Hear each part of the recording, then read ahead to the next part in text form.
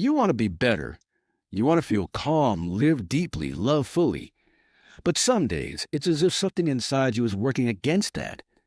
You make choices that don't reflect who you want to be. You speak when you should stay silent. You stay silent when your voice matters most. You waste time, ignore warning signs, replay old mistakes.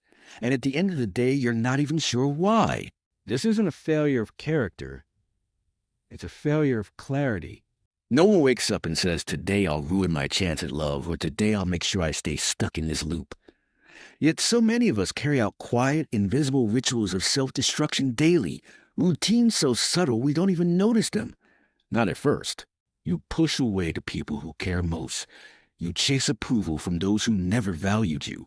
You set goals and then do everything but what brings them closer. You tell yourself, it's just who I am, and someday things will change. But they don't. Not without awareness. This is not because you're broken.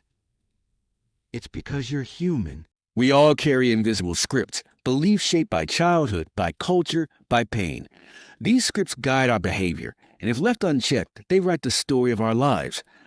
Most people never realize they're following someone else's script. They just call it reality. But there's a deeper truth most never speak out loud. Your mind doesn't always want you to heal. Not because it's evil, but because it's trying to protect you. Even if that protection keeps you miserable, there's a reason you keep sabotaging relationships, doubting compliments, avoiding challenges. A reason you stay up too late, keep going back to the same toxic patterns, procrastinate on your dreams. Your brain is wired for survival, not happiness, and sometimes it confuses growth with danger. See, growth is unfamiliar, and what's unfamiliar feels unsafe. Your nervous system doesn't ask if something's good for you. It asks, have we survived this before?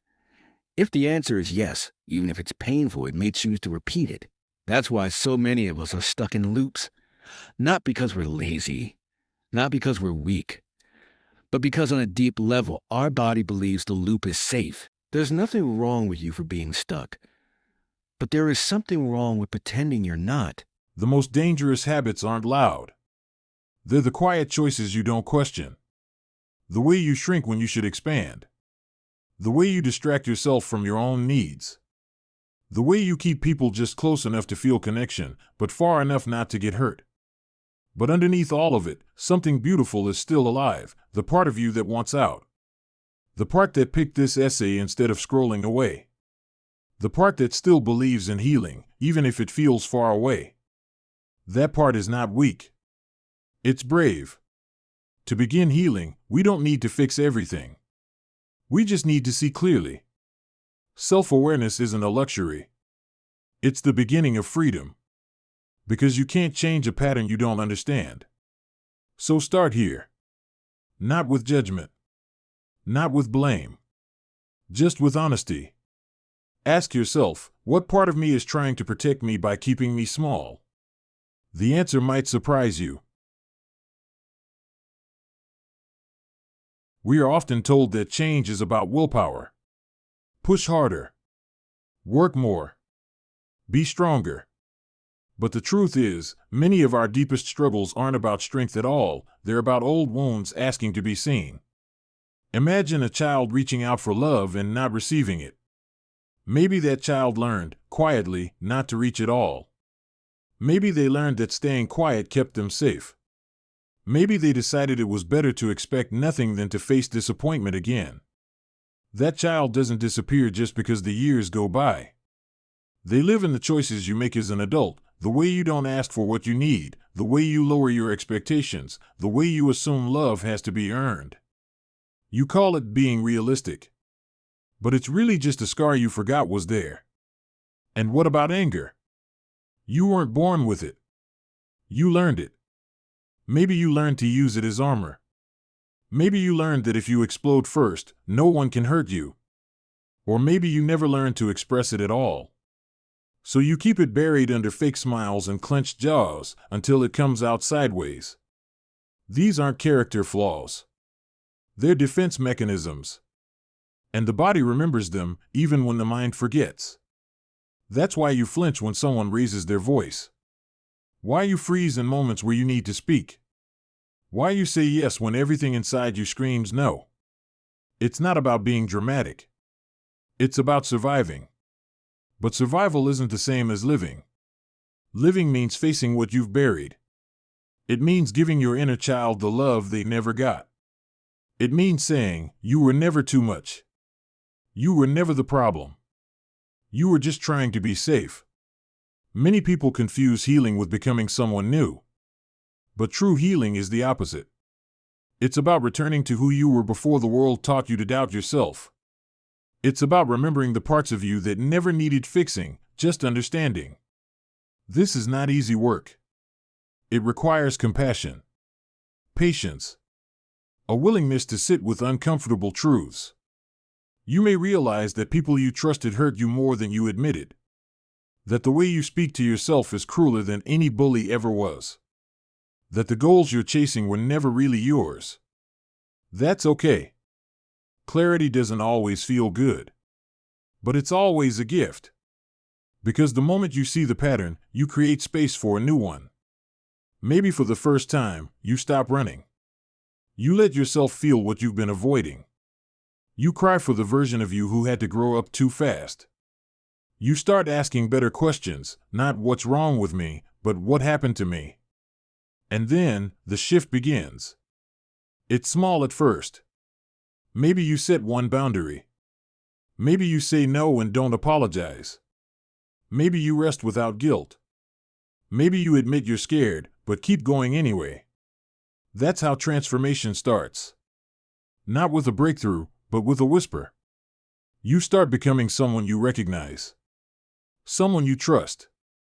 Not because you're perfect, but because you're real. There comes a point when you stop asking what other people think of you, and you begin asking a far scarier question: what do I think of me? It sounds simple, but it's terrifying. Because for many people, the answer is silence. A blank space. A shrug. After years of performing, pleasing, achieving, and apologizing, the connection to your true self can feel almost non-existent. And that's the root of so much anxiety. So much indecision. So much self-doubt. You're not broken.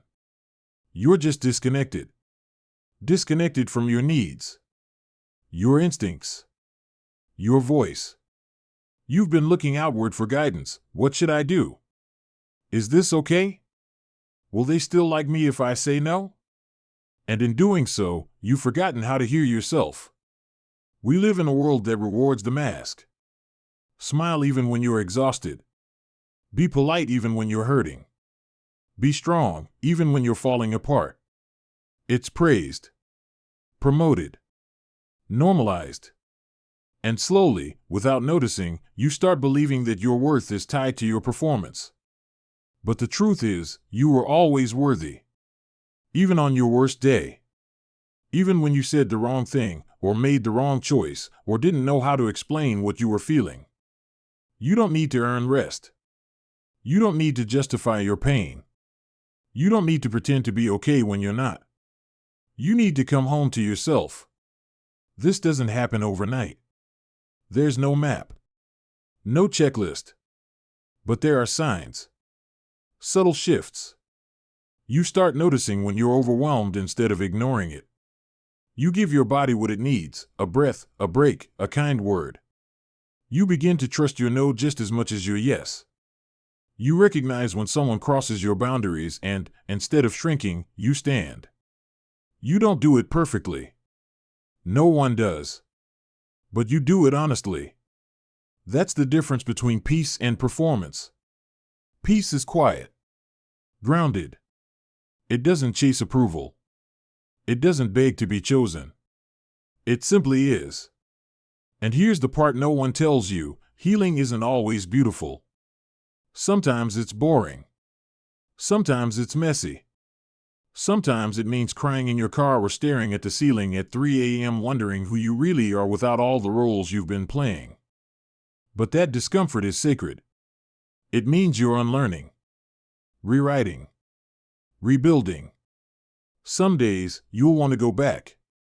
To numb. To distract. To disappear into the noise. That's normal.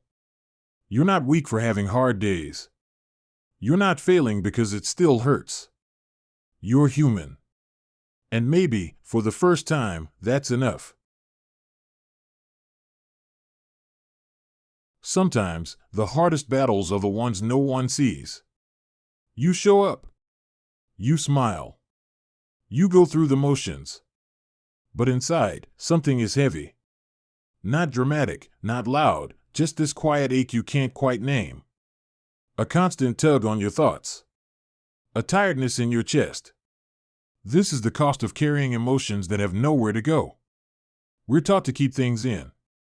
To be strong. To not make a scene. So we push it down, grief, disappointment, anger, fear, and we tell ourselves it's fine. We're fine. We move on. But the body remembers. Even when your mind forgets, your chest tightens at the same old triggers. Your breath shortens in familiar conversations. Your heart races in moments that shouldn't feel so big. That's not weakness. That's memory. Your nervous system is still holding onto stories you never got to finish. And here's the truth, those emotions aren't trying to ruin your life. They're trying to free you. They rise to be felt, not feared. To be acknowledged, not avoided. Sadness doesn't make you broken. Anger doesn't make you dangerous. Fear doesn't make you small. These feelings are messengers. Indicators. Warnings.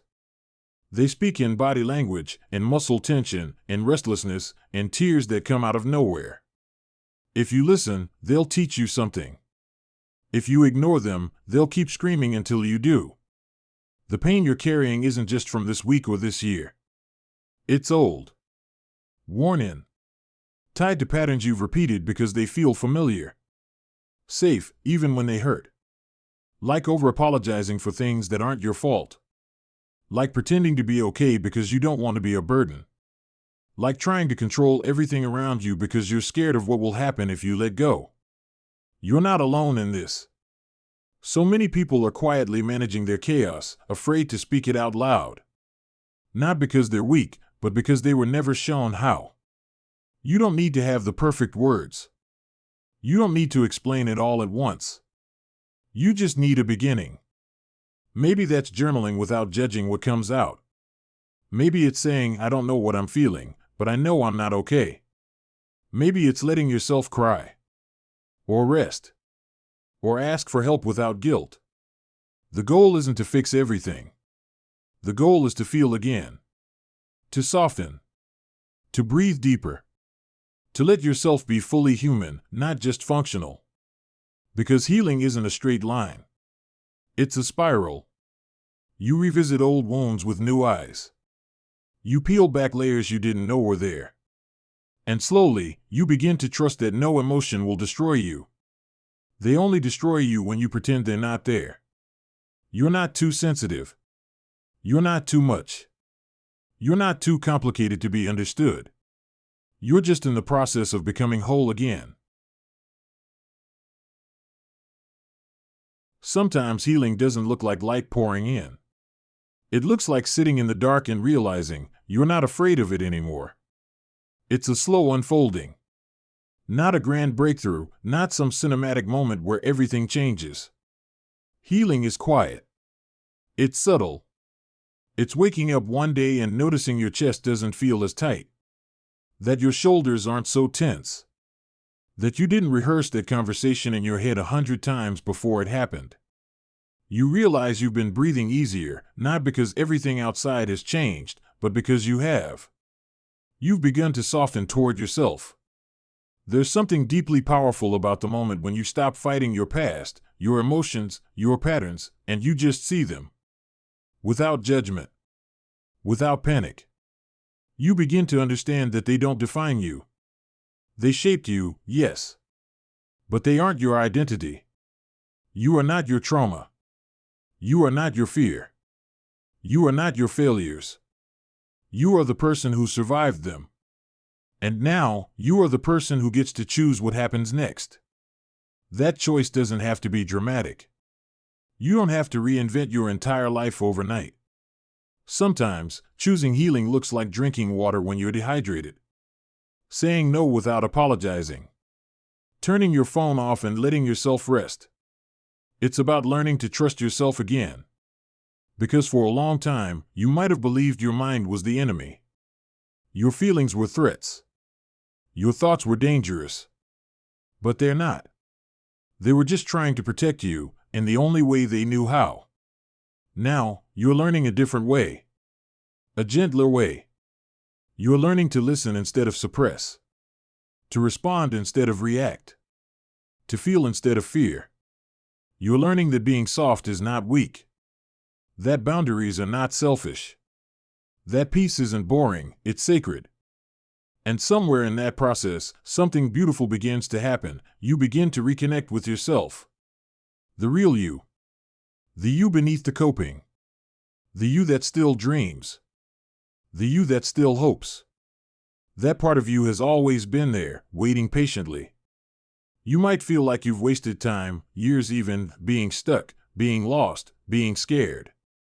But that time wasn't wasted. It was part of your becoming. It was necessary. Because now, you have depth. You have empathy. You have wisdom that can't be faked. You don't have to go back and relive the past. But you can meet it. With softness. With strength. With the understanding that your story is still being written. The patterns that once defined you, you're allowed to outgrow them. The stories you told yourself, you're allowed to rewrite them. The version of you that you're becoming, they're allowed to be free. This isn't the end. This is the beginning of a deeper kind of living, one where your pain isn't the villain of your story, but the teacher that showed you how to live with open eyes and an open heart. So breathe. Let the past be what it was. Let this moment be enough. Let yourself be proud, not because you're perfect, but because you're still here, still trying, still growing. And that, in the end, is the bravest thing of all.